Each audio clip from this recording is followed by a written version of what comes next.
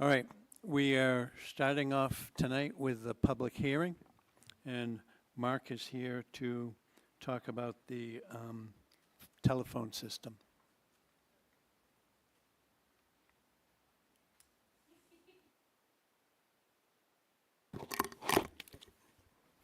Hello.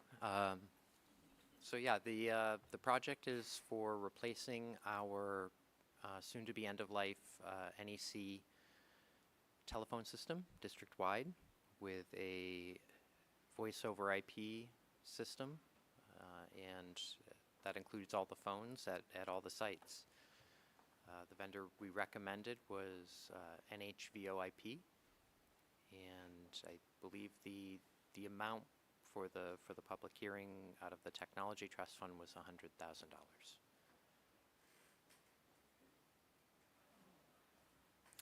Any questions for Mark? I know we went through some of this at the last meeting, so.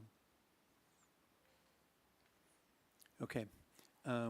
We need to leave the public hearing open for half an hour, and then we'll come back to that, so.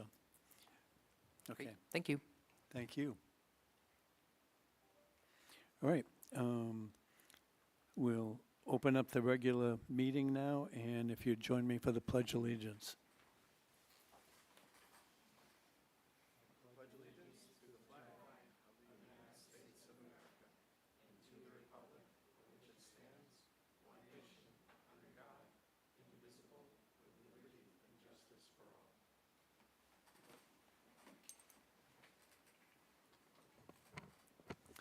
Okay, we have a very special Points of Pride tonight, so Dr. Forrest.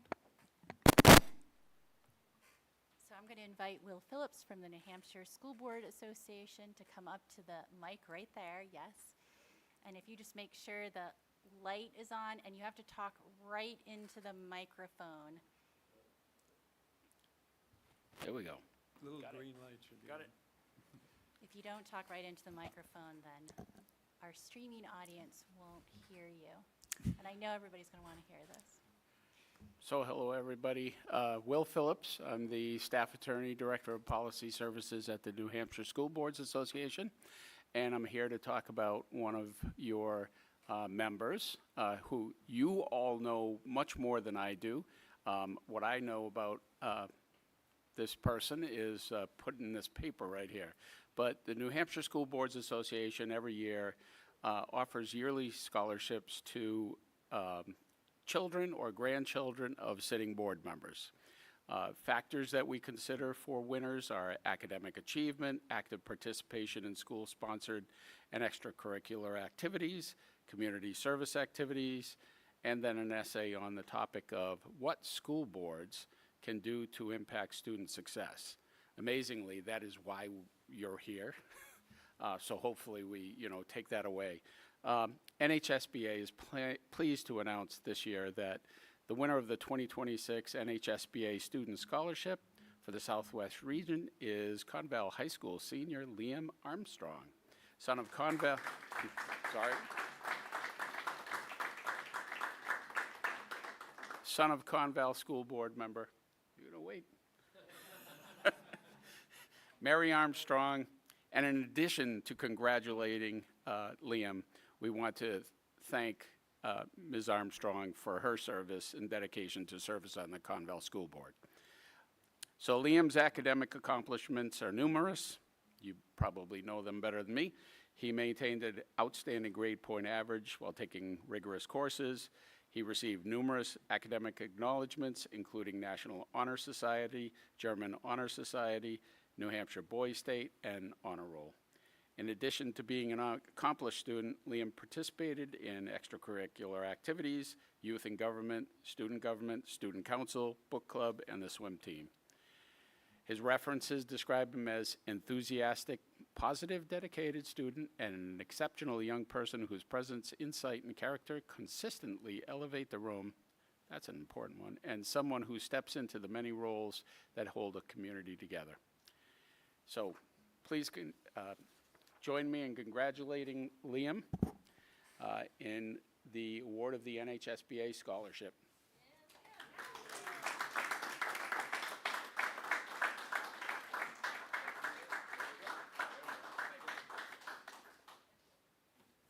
just on a personal note, my second school board hearing ever was in this room.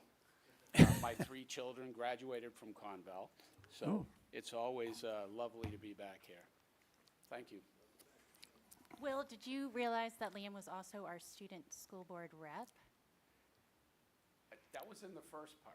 Oh, okay. Did you, I just wanted to make sure. It's awarded to children and grandchildren of sitting school board members. So that is one of the criteria. So yes, Oh. we did recognize that. Liam actually has more experience on the school board than I do. Oh, wait. We wait. all a recommended that second. Liam do this as, we thought it was for student school board reps. Yes, so we actually, that's right, we have 2 different awards, but actually, so we have one award that we give statewide to a student school board rep, and then we give regional ones to, so I was not part of the selection process, but I think we gave this one because of his accomplishments primarily, Got it. and because he is the child of a sitting school board member. So good thing, Mary, But you no, joined the so I board. didn't. I don't think I knew that, so I'm not sure Barrett knew that either. I don't know what the application looked like, so. Yeah. But anyway, congratulations, Liam. Yep. And And- if there's no more questions And for me. he's off to St. Anselm's, Good for him. so thank you for coming in. You're welcome. Always a pleasure. And of course, we know that he was also a record-setting swim club member.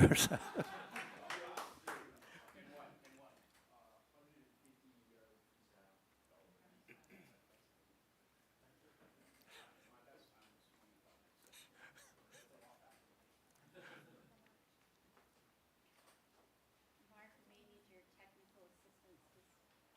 Usually it just comes up to me, so I don't know what's going on. That's that.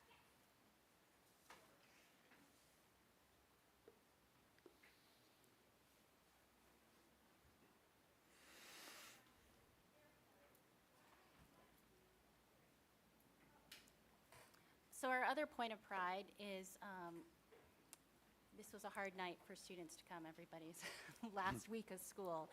But on Saturday, we had our high school graduation, which went very well. We had wonderful weather, and so we've compiled some pictures and some quotes from that day. We also have the recorded version. I believe I learned that, I think the link that I sent you has some missing pieces. I need to send you a new link with the full, I guess we lost.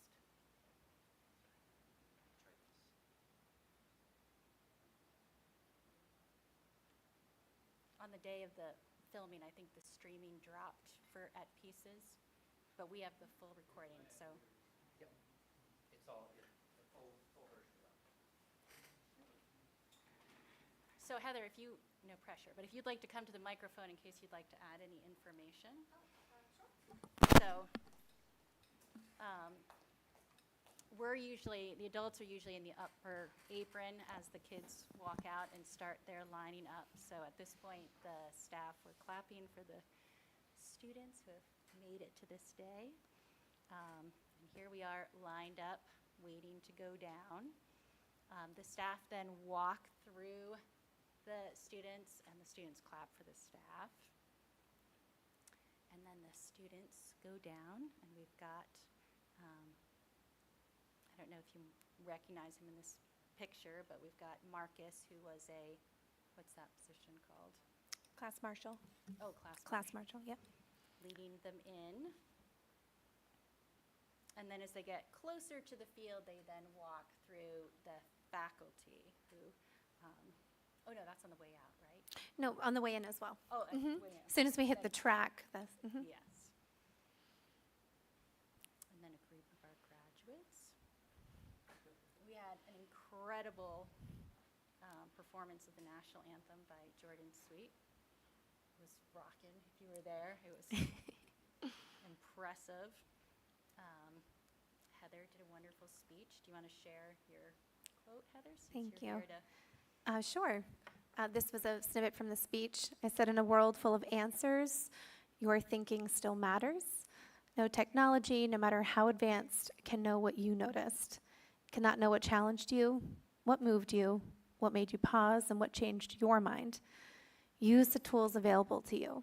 Let them help you brainstorm, explore, imagine, but don't give away the most important work, the work of deciding what you think, what you stand for, and how you will contribute to the world around you. That's part of it. And then we had the valedictorian. Would you like to read one of her quotes? You did that very well, Heather. Do you Oh, want to pick thank one you. to read? Sure. I think so. This is Hadley Bates, and I think part of what was inspiring is she said, "If I could become valedictorian, you could do anything." And she shared a snippet of trying to get to a friend's house and driving past it 3 times, and how hard that she has been able to work to accomplish what she did. And then that second part was, the truth is, so many of you could be standing here today for your own incredible talents. To me, this medal belongs to all of us for what we have built over the last 4 years. It's a symbol of what we have all achieved, what we have all went through together. And honestly, I think the best part of our journey is knowing that we are all figuring out the next step together. So it was very unifying. Sure, and Zadie Marshall, our salutatorian, she shared in the beginning that she wasn't sure if she would be qualified to speak to everyone. And so she actually went out and talked to strangers. She cited people at the Alltown gas station, some family members, friends, and she had a compilation of just sharing out advice that was given to her from some people she didn't even know.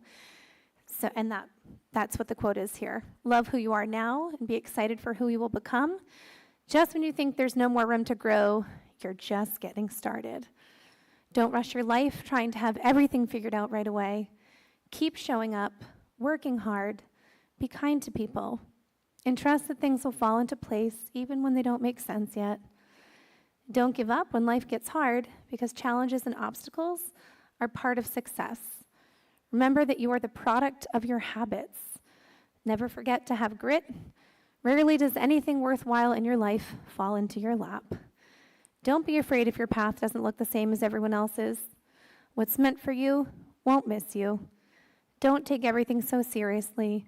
You're only young once. Finally, celebrate. Tomorrow will come. For now, live in the present and celebrate your achievements from the past 4 years. And I think the part of her speech that came after was, sincerely, a lot of people that know a lot more than we do, something to that effect. So it was very nice. Our student speaker was Alyssa Hamlin, and she really gave that essence of she was proud of who everyone has become in the class, and said she was proud of herself for standing before everyone to deliver that speech. My freshman self wouldn't believe me if I told her I would be speaking in front of everyone at her graduation. But thanks to the support of my family, friends, and teachers, I'm very excited that I'm standing here today.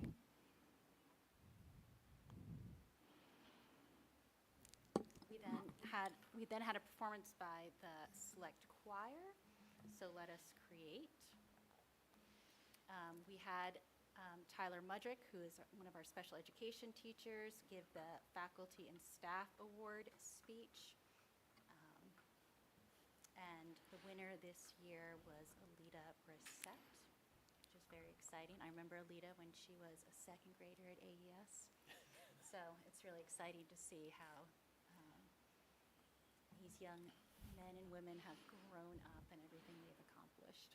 Dr. Forrest, if I could just talk about the process too for that award, I think it'd be nice for you to know. So it starts with, there's a form that all the staff see, and it's like multi-rounds of voting for different seniors, and then we have a staff meeting that's devoted to speaking about the top 3 students and why they could embody the Faculty and Staff Award. We talk about our mission statement and different things that are important to Conval, and staff are advocating for different people. We record it, we take notes, so all 3 of them will get a letter with what people had said, even if they were not selected. And then there's that final vote. And nobody knows. Even the faculty don't know, right? Until No, graduation. I had to ask Mr. Mudrick if he would like to give it out, because I knew his professional connection to Alita, but besides that, nobody knows. Like Dr. Forrest sitting next to me didn't know. We then had Ben Putnam, who had a message for seniors. Do you want to share it? Oh, sure. He said, "This is a pivot point between the past and the future, a moment of pause to celebrate you, class of 2026, and this transition from a student at Conval to an alumni of Conval. When thinking about this moving along that you're experiencing, what excites me is knowing that you all have this common language, this connecting thread from one another, ferrying you into your individual tomorrows." And then we ended graduation with the class president, Braden Boyce, giving a farewell address. They say high school ends and life begins, but I think that they forget this was life. Over the past 4 years, we have all grown up together in many ways that we didn't even notice at the time. And then we have some pictures, of course, the hat picture, it's always fun. I've included, Heather shared with me the post-secondary plans of the percent of our students who are going to 4-year schools, 2-year schools, armed services, employment, and trade school. And then Helfried added each page of the program for you to enjoy. So I will put a copy of this into the board drive. But it was a great day. I know that some of you were there.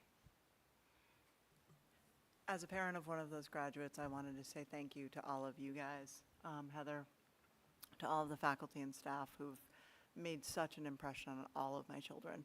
Liam is not alone in that. And to all of you guys who've had such a role in helping shape all of my kids, whether you know it or not, but especially Liam, who, with all the challenges he's faced, it's amazing to see how much he's grown and how much you guys have ferried that through. So thank you all.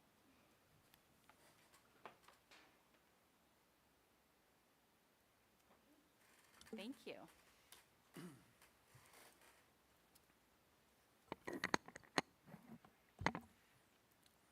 Okay, moving down on the agenda, approval of the manifest.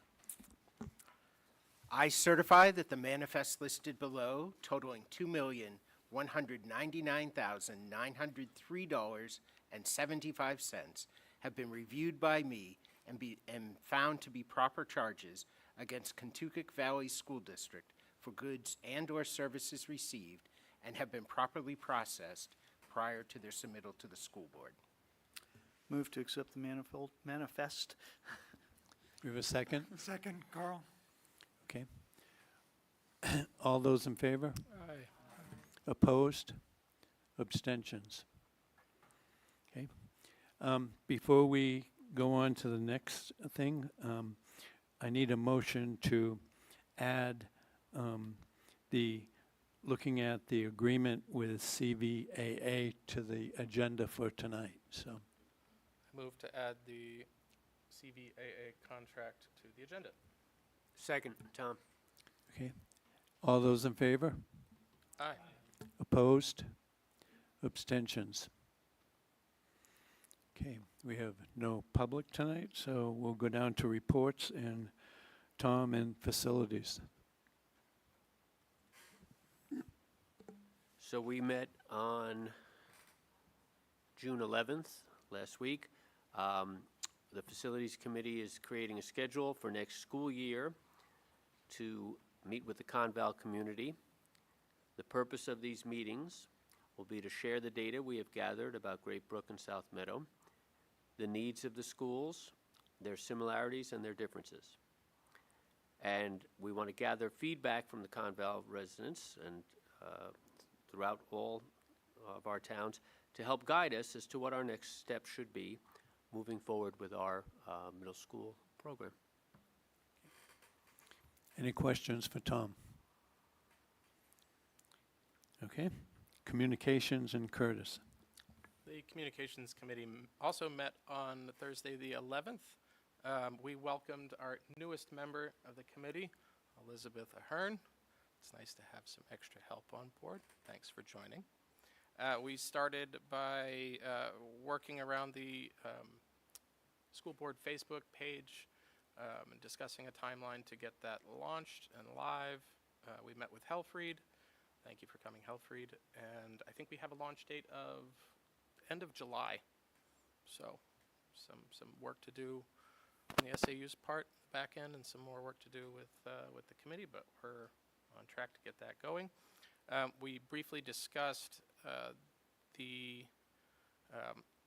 school board's website contact form for board members, with the goal of eventually making it easier for the community to email us and to find our emails addresses on the site and get in contact with us, because we felt it was a little difficult at the moment, and that has been one of our focuses, is to both increase communications going out and communication coming in. We then followed up with a new communication around withdrawal process and an update that is in the board drive. So there are a couple things in the drive, and if there are communications that have not yet been approved, they won't go in the public-facing drive until they've been approved by the board, so you won't find them in that public folder. You'll find them just in the school board folder before you hit that live one. So hopefully you got a chance to read it. It's pretty dense, and it really speaks to a lot of process around setting up an SAU board, and a lot of it kind of goes through what the RSAs discuss, who is eligible to come, in what capacity, how voting works. So give it a read through. We're still trying to figure out an easier, more digestible form for these things, but at the moment, I think the safest route forward is to just put all the information out there in one clear place. And I think, if anything, from my perspective in drafting this one, it was more for board members to make sure that they understand what is required of us on an executive SAU board and how it functions. So we'll bring that up later for approval.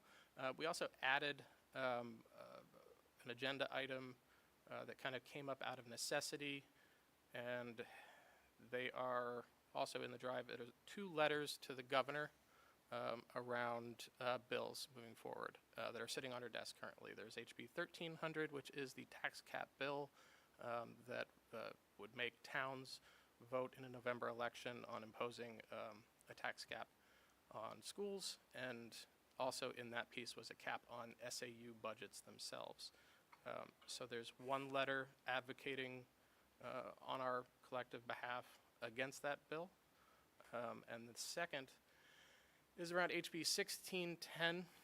I've mentioned this bill before a few times. I've been tracking it, and what I had not tracked was basically how this bill was amended in an executive session after the public hearings had concluded. So you'll remember 1610 sought to mandate a vote every year by district voters to authorize and or reauthorize the retainage of unassigned fund balance. So this is a practice that I think in 2021 our district approved, set it at 5%, and then the Conval board subsequently adopted a policy limiting its scope to 2.5%.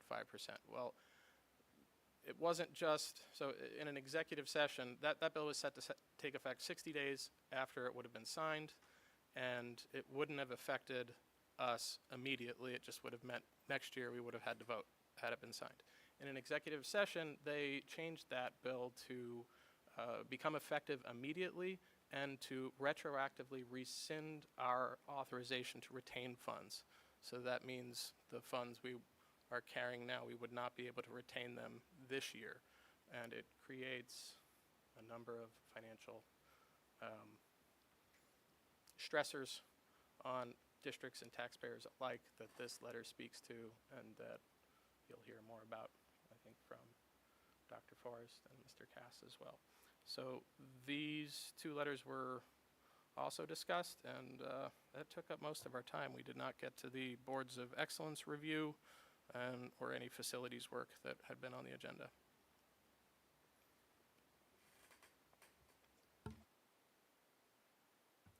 Do you want to add anything, Dr. Forrest, about your letter?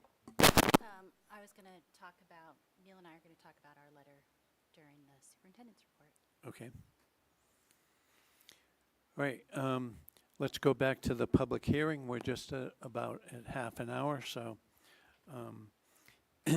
If there are no further questions, I need a motion to expend funds from the Conval Technology Trust Fund for the design and installation of the voice over IP telephone system.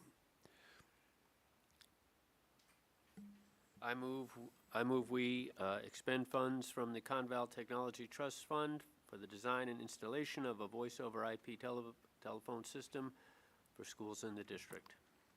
Second? Second that motion. Okay. Jim? Any further questions? All right, all those in favor? Aye. Opposed? Abstentions? Okay. Kat is not feeling well, so she's not here for the Education Committee. You wish to? Sure. Good evening, everyone.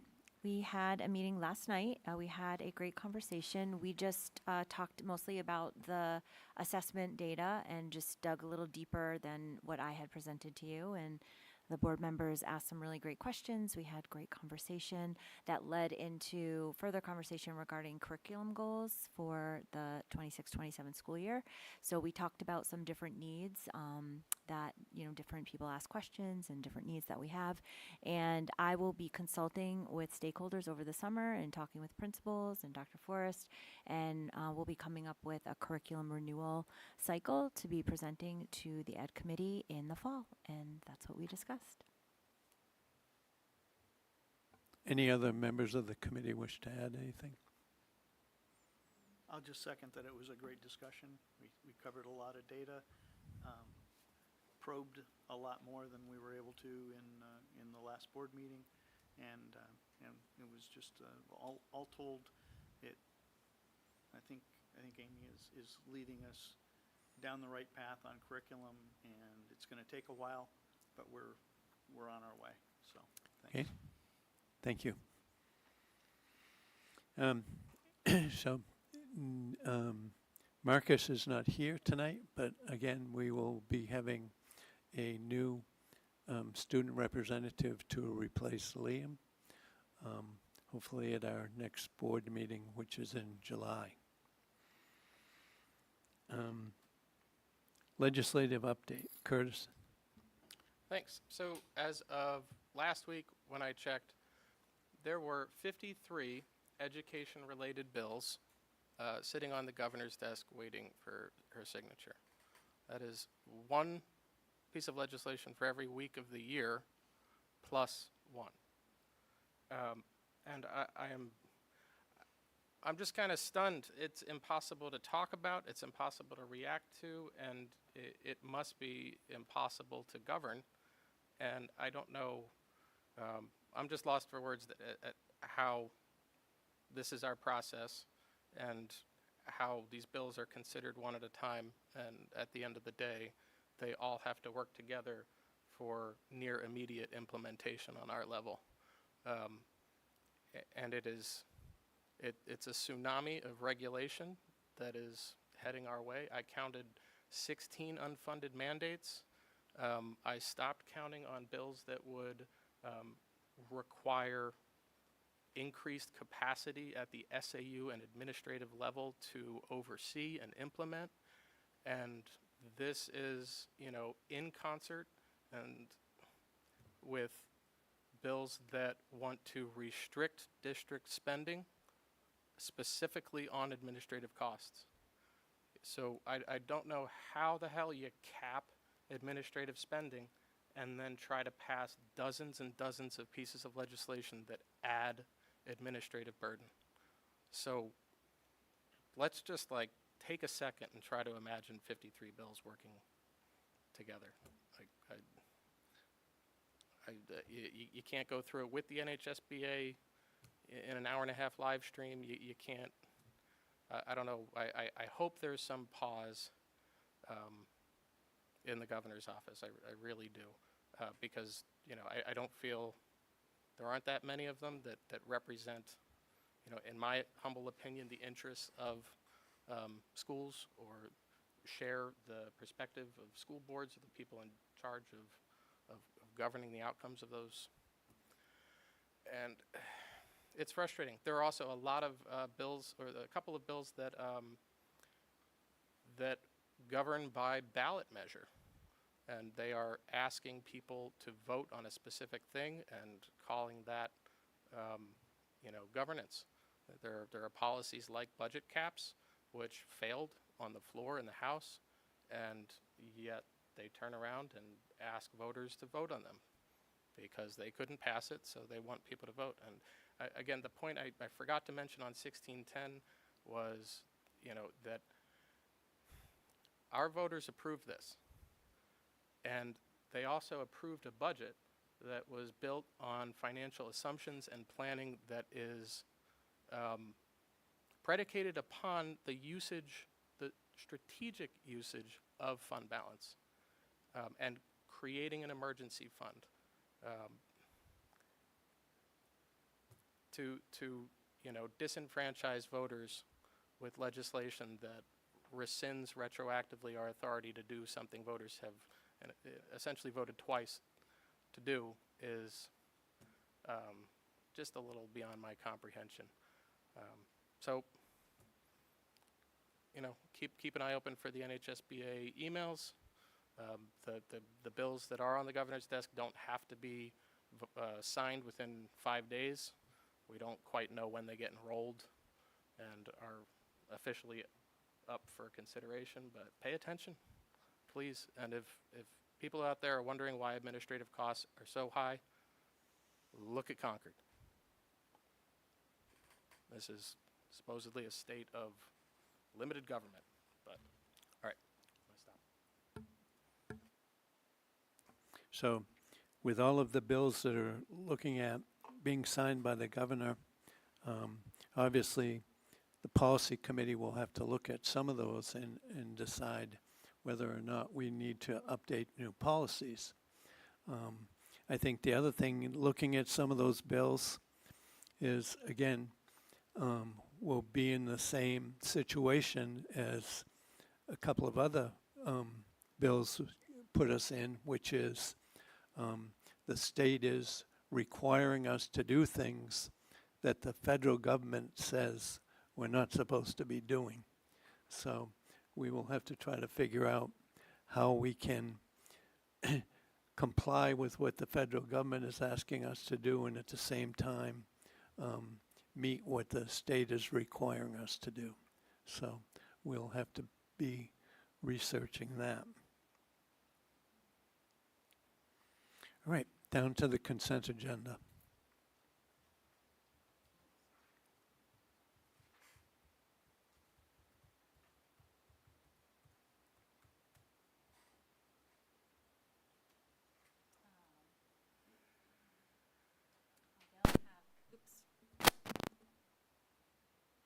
Did people have a chance to look at the consent, the personnel, or should I pull it up?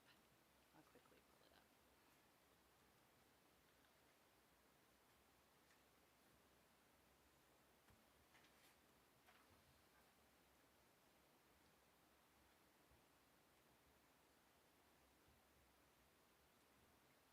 Is it big enough?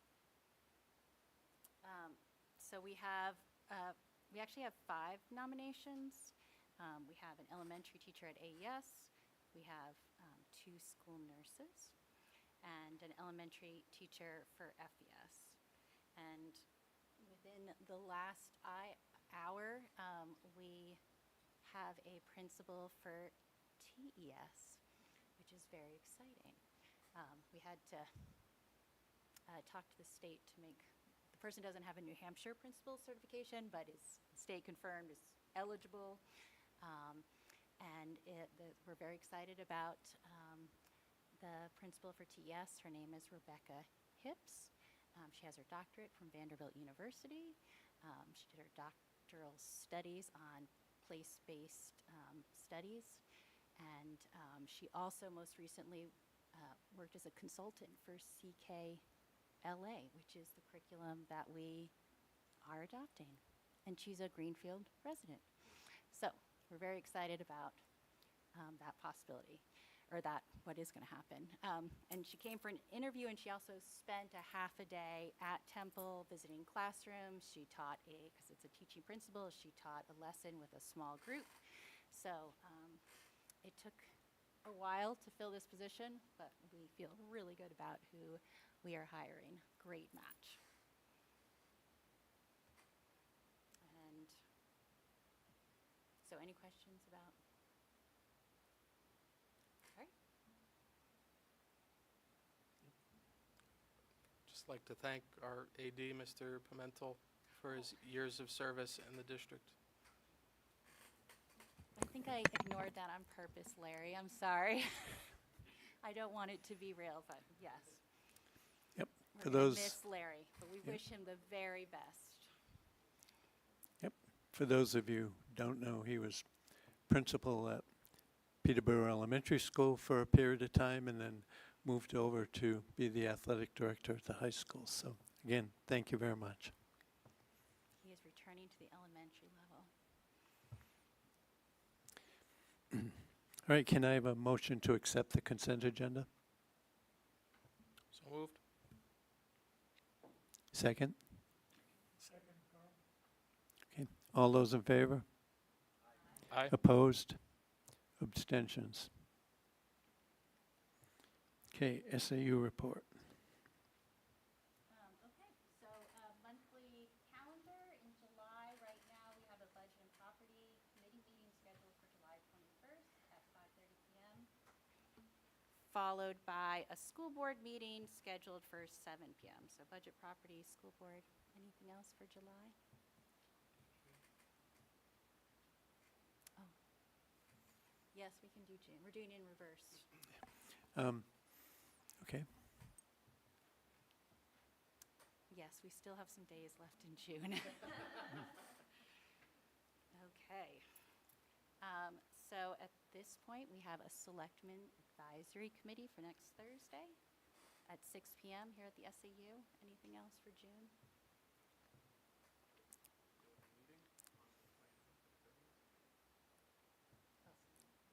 yeah, Yes. we'll talk about that when we get down to the superintendent's report. And just so you know, we'll talk more about it in one of the non-public sessions, but we have scheduled the first organizational meeting for the SAU board on the 30th of June. And we'll explain why and how that will work when we get to that point.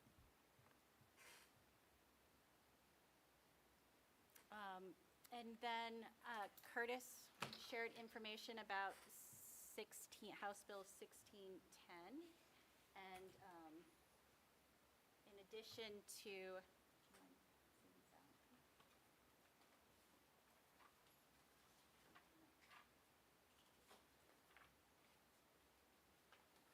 so as Curtis said, he was following House Bill 1610. He's brought it up in our meetings. It wasn't until last Thursday that I got a brief from a legal brief that,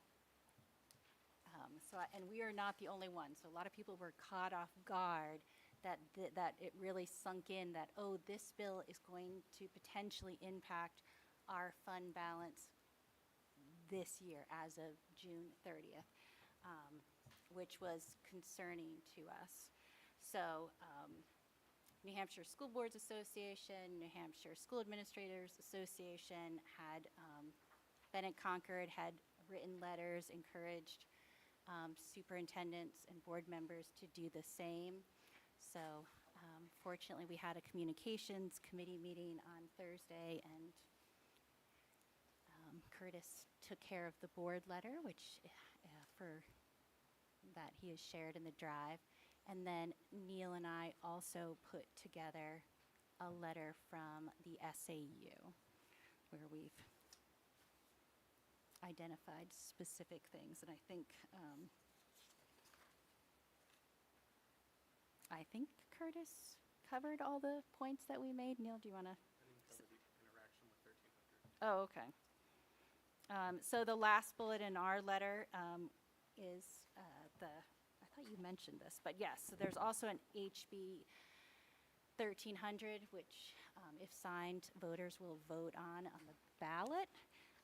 And the pairing together, the potential pairing together of 1610, if we are not able to carry a fund balance, will kind of artificially lower our tax rate. And then if 1300 passes in the fall, where they're capping the tax rate, that could put us in a poor position. And you, Neil, jump in, because you can probably do a better explanation. Sure, I think it's sort of the effects of this bill have been covered pretty well, but it's a bill that almost retroactively takes effect because the voters would have to vote every year whether funds could be retained. But obviously, we can't go back to March and vote because we already had that authority. So, so one of the things that's being considered, and I think you should consider too, is the opportunity to encumber funds from fiscal year 2026 to lower our surplus. As you know, we have a fairly good surplus, and so we could sort of contract with things, allowable encumbrances, such as the PES roof and the HES and GES boilers. There's a possibility to do that. There's really, right now, there's a lot of unknowns. The main unknown is, will the governor sign this? So if the governor signs this bill before July 1, I think you should decide to encumber additional funds, which would lower our surplus. You would vote that, you would hold a meeting towards the last week of the month and do that. If that happens, all of our surplus plus all of our contingency that was reserved, the retainage from last year, would be returned to offset taxes, which will artificially lower the tax rate. If the governor vetoes the bill before July 1st, it's business as usual. It's not an issue at all because we've planned for that. If the governor vetoes the bill after July 1st, I think you should encumber recommended funds, and then when you go to vote in August on how much is retained from the surplus for this year to be the contingency fund for next year, you would take into consideration what has already been encumbered as you have that discussion about how much should be retained. You would most likely retain less because some of this is unfunded. And then largely, it's the same outcome as if the bill was signed before. So that's sort of where we're at. Okay. Yes, Carl. I'm just wondering is there a potential for the legislature to override a veto, in which case the schedule you just described would not necessarily occur? It's allowed, but this barely snuck through, so I would think the likelihood of a veto being overridden is pretty small. And by then, it would be so far in that this would all kind of be completed. Okay. Jim. Yeah, I guess the other thing I would want to make sure is that we do not encumber any more than the 2.5% that we said we would retain, right? Because otherwise, we're kind of violating our policy. Yep. Okay. Other questions? All right. So the problem is that in order to encumber, we have to vote on those encumbrances. And so Neil has put together a list that we'll get out to you with this explanation that we've given you now. But we will have to have a special meeting to vote on it before the 30th of June. So we don't want to wait till the 30th of June and then have a problem with the meeting. So what we're looking at doing is having a special meeting on June 29th. And that special meeting would be set up primarily just to look at the proposed encumbrances and vote on that. So if if we met June 29th at 6 o'clock, we're going to need a quorum, so are people available on that night? You know, let's put it this way. Is there anyone that's not available on that night? Okay, one. So that still leaves us with a quorum plus the people that aren't here tonight. So, all right. So we will look at setting that up because we have to give notice that a special meeting is going to be held. So we'll go through that process. You look quizzical.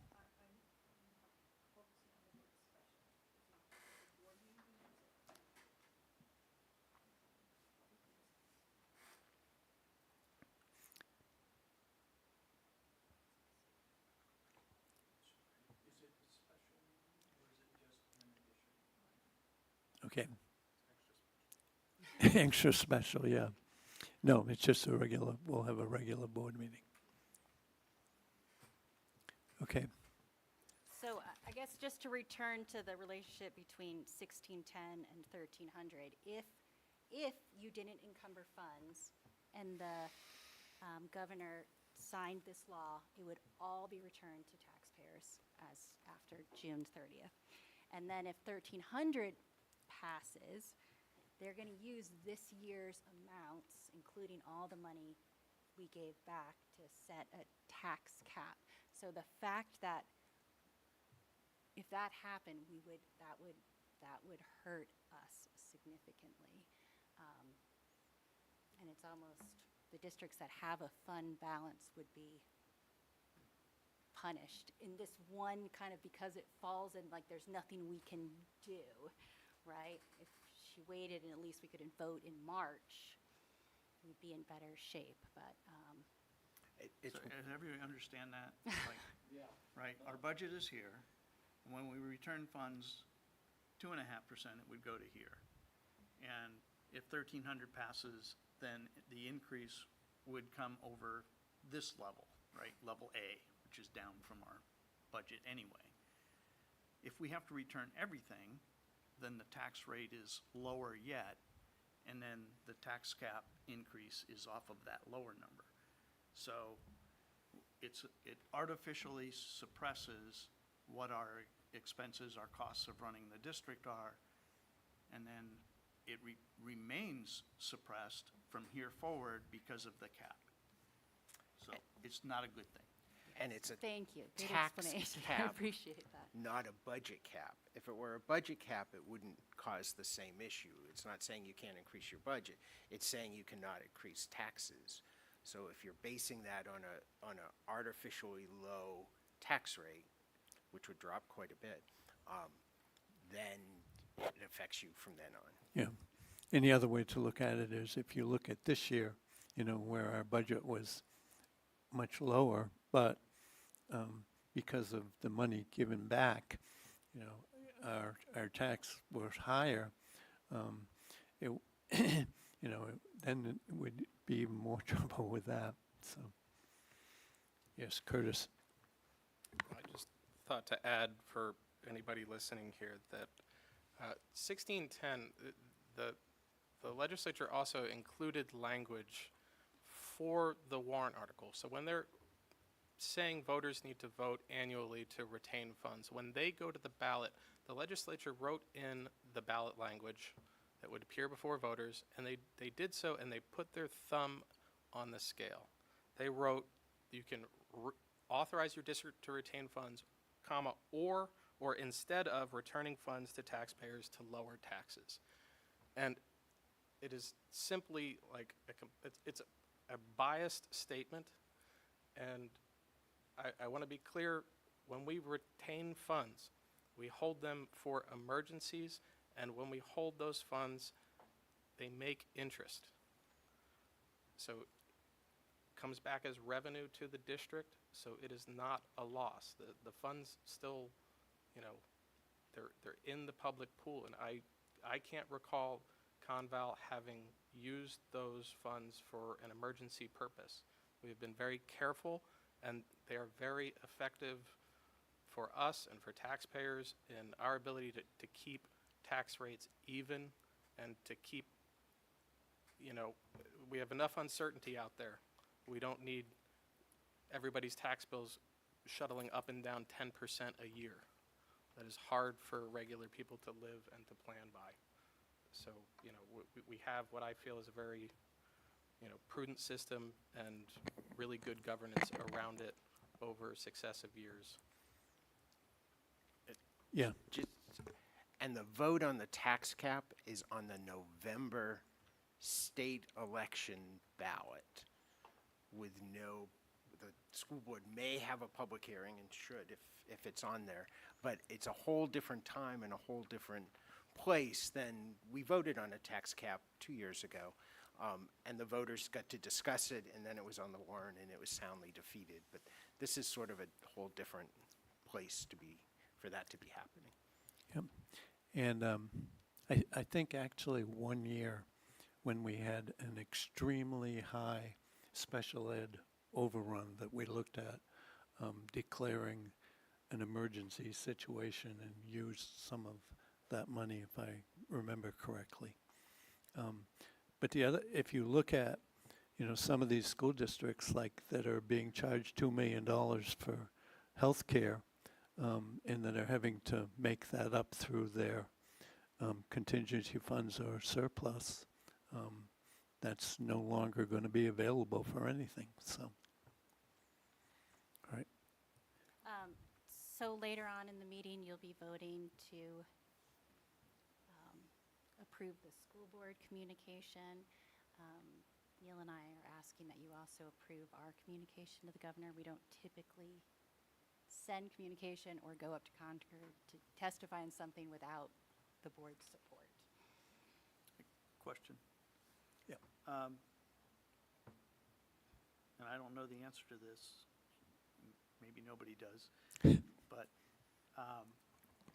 if we have to return our available funds at the end of the year, all of them,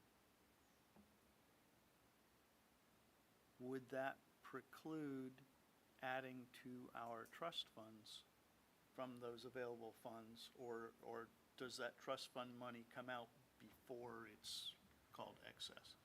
Okay, that's good, does, because otherwise we'd be then taxing people to add to our trust funds. So, all right, good. Yep. Did you get your answer? I think so. Yeah, yeah. Yes, it because comes up. that's been voted, the unassigned fund balance is determined after the trust funds are funded. Okay. So I'm going to Go turn ahead. it over to Dr. Stevenson, who's going to give her assistant superintendent's report.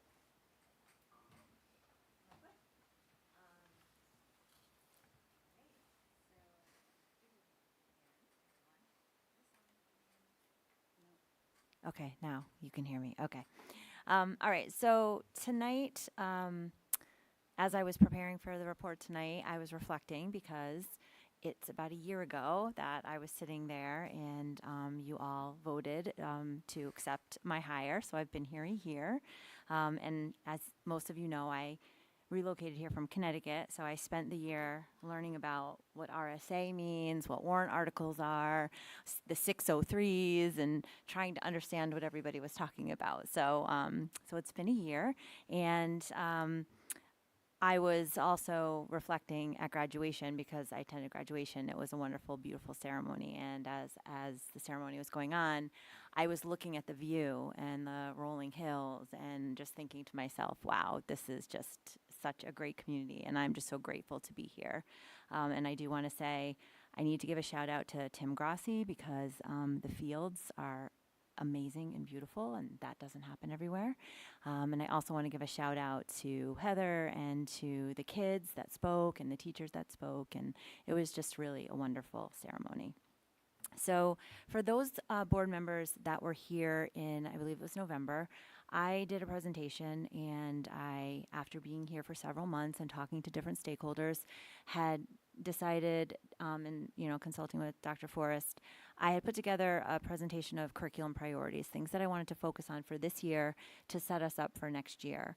And so it's the end of the year, and I'm going to review the presentation with you so I can update you on where I am with the goals that I had set for earlier in the year.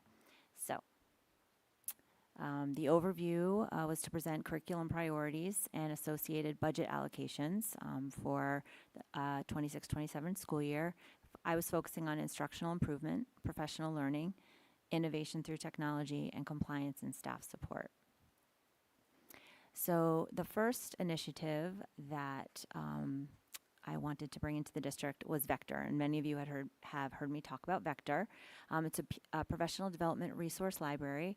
Costs $8,200. We did get Vector approved through grant funding, and it is approved for next year, and we did pilot it this year. And we've used it for the professional developments, and the purpose of Vector is to try to ensure that we're able to free up some of our PD days for professional development, focusing on curriculum and curriculum renewal, and doing our kind of mandated trainings, not all of them, but some of them online, and at other times other than the PD days. And this has gone very well. We've also talked about, I think most of you know, our AI plan was sent to the staff through Vector. And what that does is that gives us an idea of all the staff that were able to review it. So we have a record of that. So we always have a record of every staff member who's taken any training. It's there. We can see it. If we were ever to get audited, if there was ever a question, if a staff received a training, we can go right in. We have it there. We're not looking through files or emails or things like that. So this has gone very well. And I do want to credit Mark, actually, I don't know if he's still here, but he helped us with the sync. And then Carly Gigi, who's my admin assistant, who's done an amazing job. Some people have the ability, I do not have this ability. Some people have an ability to watch a training video and then implement the training. And she is very good at that, I have to say. And she has set this whole thing up and done a great job. So that's really great. Our mentoring program, you've heard all about it, so I don't need to go into this any further. This is up and running, and we're excited to start next year. So that initiative is on its way. And I want to thank, again, Carly Gigi and Sean Hilliard for assisting with this, because I wasn't able to do this on my own, and they've done a great job. You all know where we are with that. We're in our second year of implementation, moving to grade 6 next year, and continuously moving to grade 7 and 8 the following years. And we're doing well with that initiative, so that's well on its way. You all know where we are with our literacy adoption, thank you for your support. Thanks to Jess Vizina and the Literacy Committee. So we are well on our way with that and ready for full implementation. And I do want to share that we are all set for our professional development on Monday with our CKLA trainers. That information has gone out to staff. And we have also met with our admin team last week and reviewed the plan and the framework with our entire administrative team. And we had teachers attend, and the teachers talked about their experience. And I think it was very well received, and it went really well. So AI. So in the beginning of this, when I first came here, I was prepared to take AI in one direction and quickly realized that there's a lot more to this initiative than what it seemed. And I realized that I really wasn't able to give my time the way it needed to this. So I'm very grateful to our tech integrators, Helfried, Elizabeth, and Riley, who said, hey, we've got this. And they ran the literacy committee and led that work. They did a fantastic job. I personally think that the work that's been done in this district in AI is like cutting edge, and it should be a model for other districts. That plan is fantastic.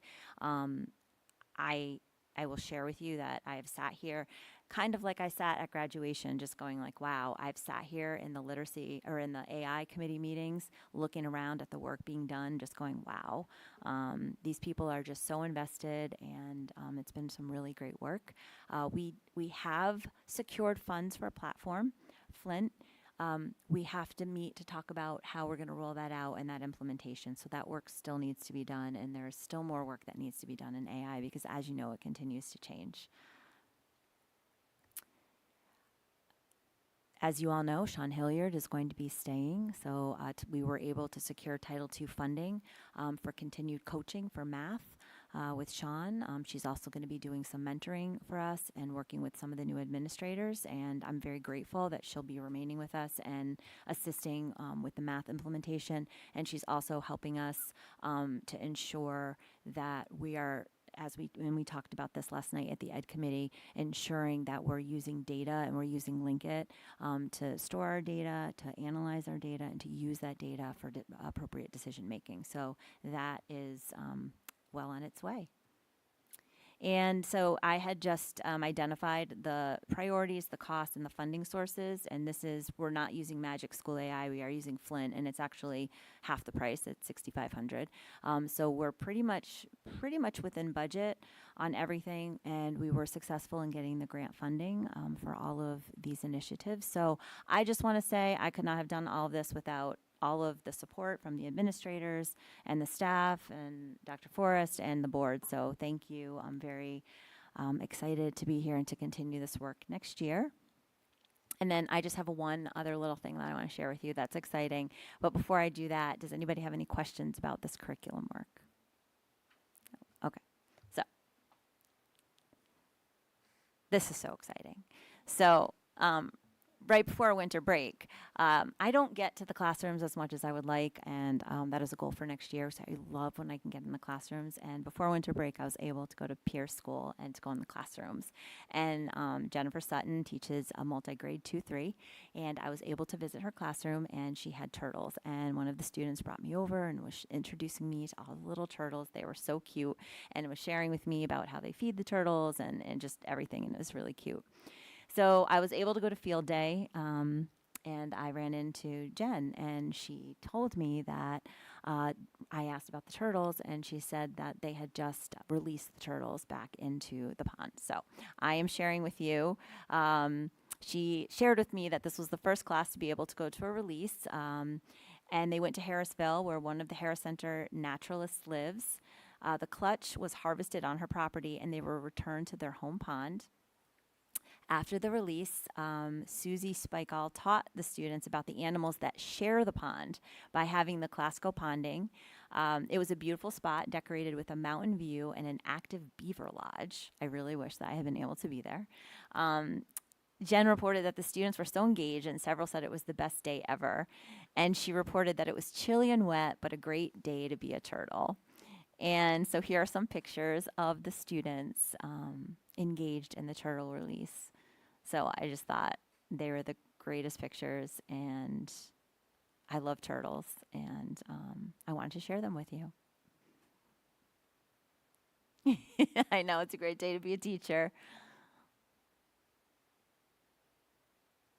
I think that's it. So that is my presentation, and again, I just want to thank everybody. I'm grateful to be here, and I look forward to our continued work next year.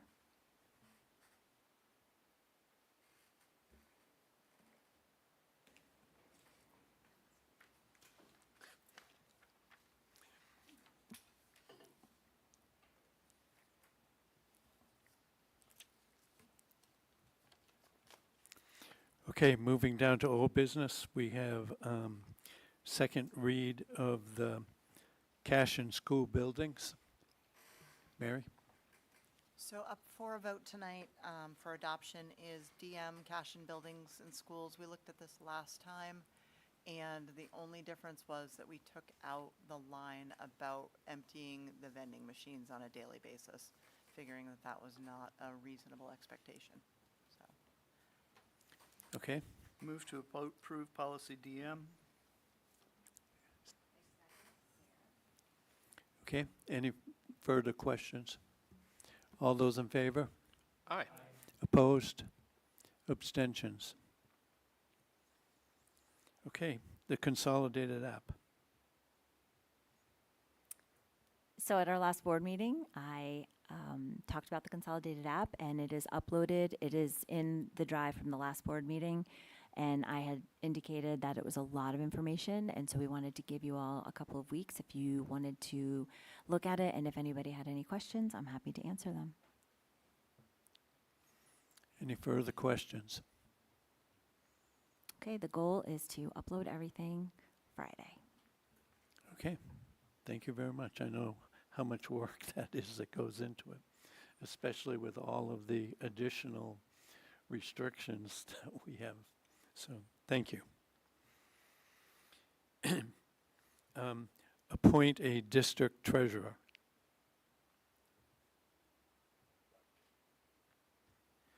So both our treasurer and deputy treasurer are yearly appointments, and the recommendation is to reappoint Lindsay Carter as the treasurer and Judith Tremblay as the deputy treasurer. Okay, can I have a motion to that extent? Move to approve those appointments. Okay, second? Second, Curtis. Okay, any further questions? All those in favor? Aye. Opposed? Abstentions? School board communication to the governor. Make a motion to approve the letters to Governor Ayotte regarding our oppositions to Bills 1610 and 1300. Okay, that would include your letter and the And letter from uh, Dr. Forrest and Yeah. Neil. yes, Okay, all 3 letters. all right. We have a second? Okay, Actually, that was Any- Ron, second, Elizabeth. any further questions or comments? All those in favor? Aye. Opposed? Abstentions? Withdrawal procedures and SAU board governance communication. Move to approve the withdrawal procedures and SAU board government's communication. Okay, I do And- have some discussion on this. Yep. one. go ahead.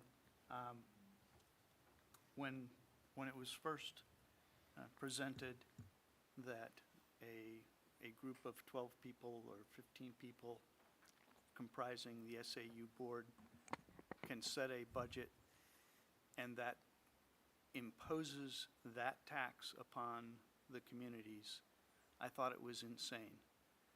It turns out that it is the law under the primary method, not that the legislature doesn't do insane things, as we've heard earlier tonight, and I still think it's insane.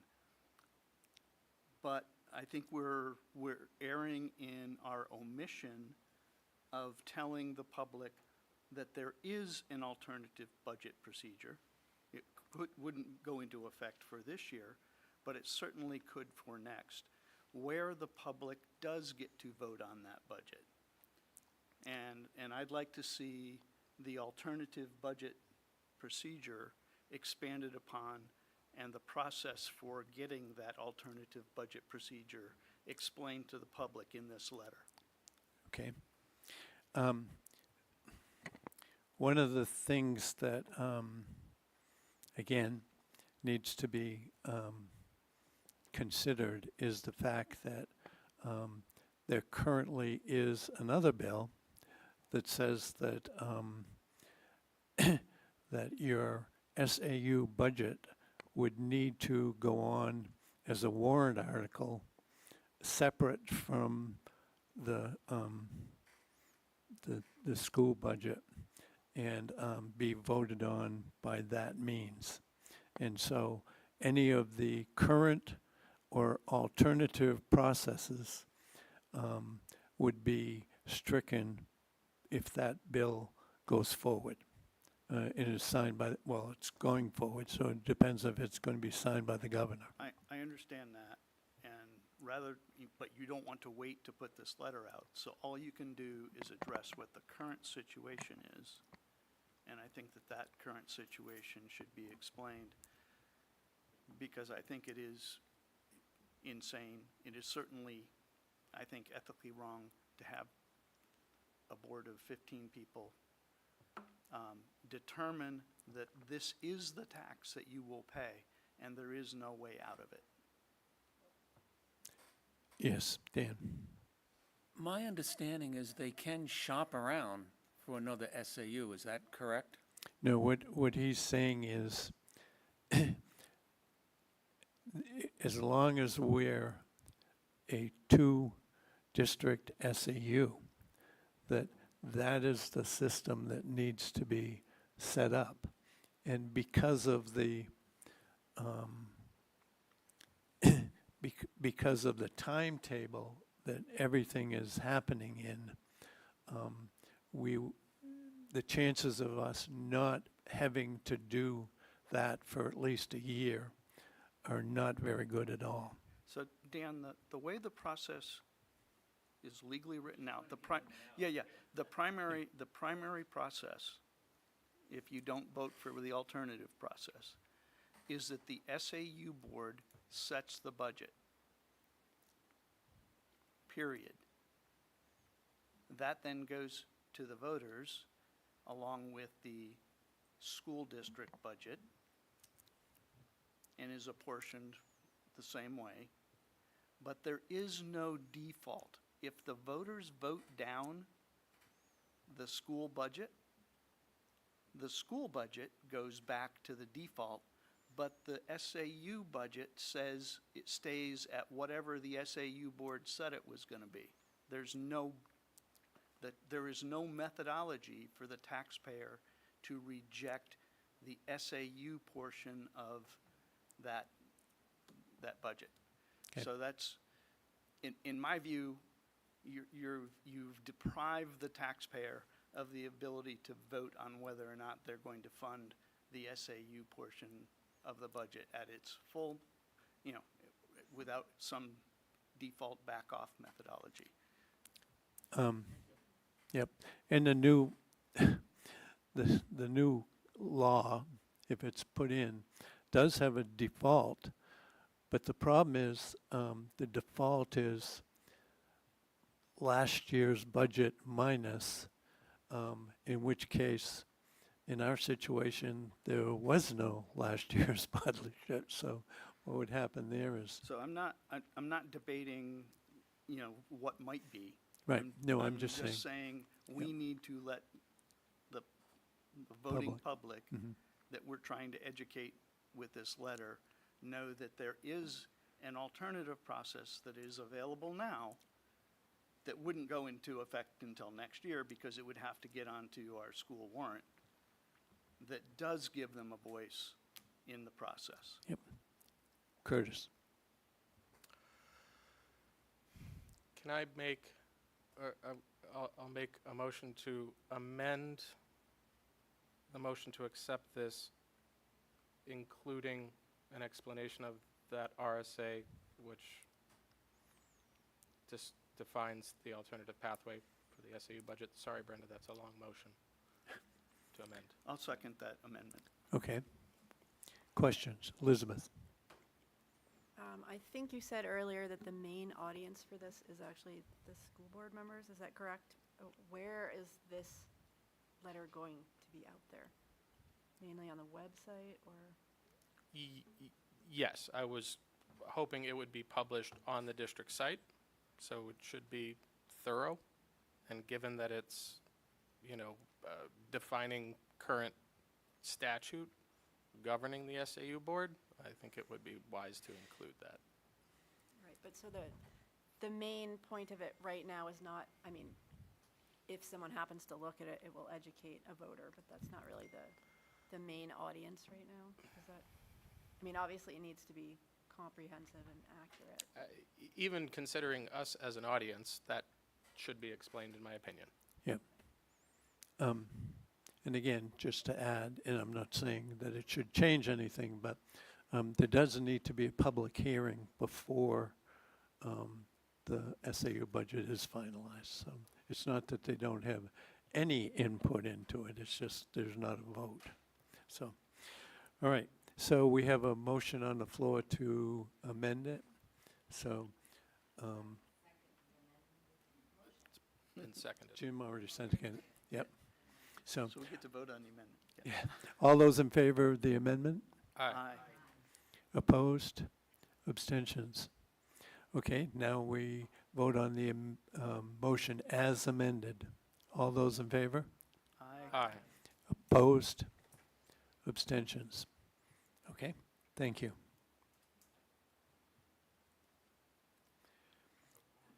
Yep, go ahead. I'll have that change added tomorrow. I'll email it to the board, and I'll email the communication to you as well, Brenda. So you could post it after or have it posted to the district site after it's sent. That's good. Okay, thank you. Ratification of the MOA with the CVEA. So can I have a motion to ratify the MOA that was explained earlier? I make a Yes. motion, we ratify the MOA with the CVEA. Second. Okay. Any further? Yeah, I would just add for our Mike. watching audience.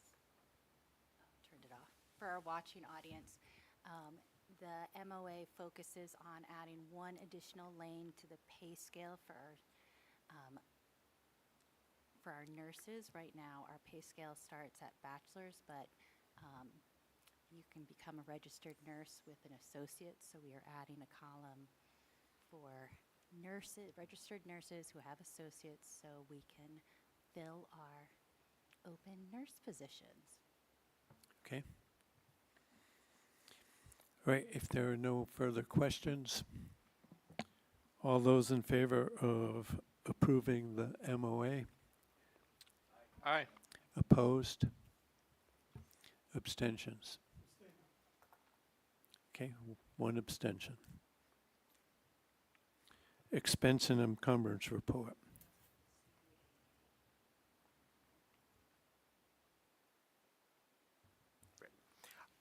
You have the end of May expense and encumbrance report in your packet. I'll just do a very brief update as this is the end of May and things are changing quickly, but I did run reports today and we're still in basically the same place and as well as where I would expect the fund balance to be. Just some notes on expenses, regular salaries are under there are some unfilled positions. Many of those are contracted. Benefits lines are under expended related to those other positions. 380, which is under because of lower legal costs. Facility lines, there's some that are over, some that are under. Those, as the POs are all worked out and done, should largely balance out. And 610 is overexpended. That's where the new literacy curriculum has been put in. And the next item on the agenda is budget transfers that would solve that problem. Revenues interest is still good. Just a reminder, which I've said every month, local revenue includes the $666,000 in attorney's fees, which we will be returning to voters, which will negatively affect a tax cap if it's put in. So those are the types of things that can happen in 1 year that you want to be able to plan for. And Medicaid reimbursement is good. Fund balance is pretty much where it has been, and also in your packet was a trust fund update. The only update I would give to that is there's $94,816 that is listed as requested. That has been received from the trustees of trust funds. The Peterborough trustee of trust funds manages expendable trust and capital reserve funds, so that has now been received. Well, I'm happy to answer any questions. Sorry, Curtis. Thank you. Question about line 1322 in the revenue section. Special education tuition from LEA. There was $75,000 budgeted and year-to-date revenue is $126,000. Any idea? Does that hit at the end of the year or? Yes, there's still a possibility that will come in, but it may just be because of different students in different places coming from other districts specifically. Okay. All right, let's take them one at a time. Can I have a motion to accept the expense and encumbrance report? So moved. Second? Second, Curtis. Okay. Sorry, Carl.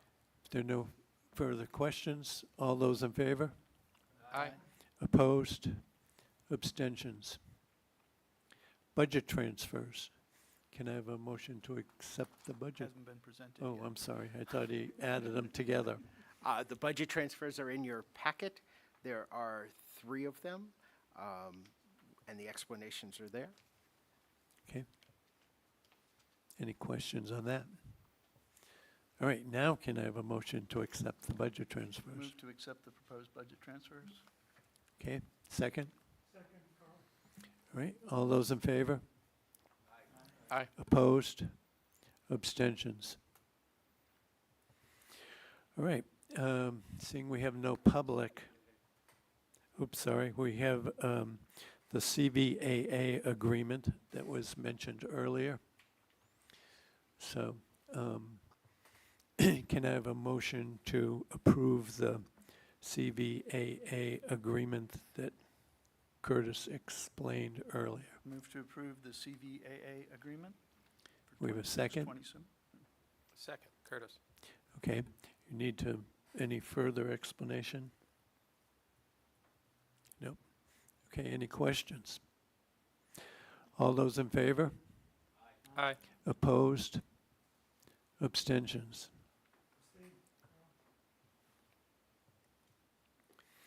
Okay, we have no public comment at this point in time, but we have several non-public things that we need to cover, so.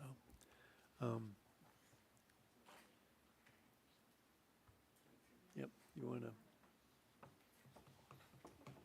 Well, you gotta, yep, you gotta wait on stream.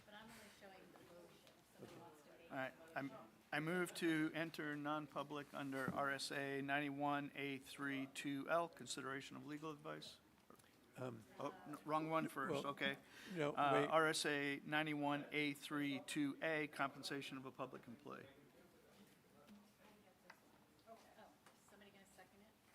Second, Elizabeth.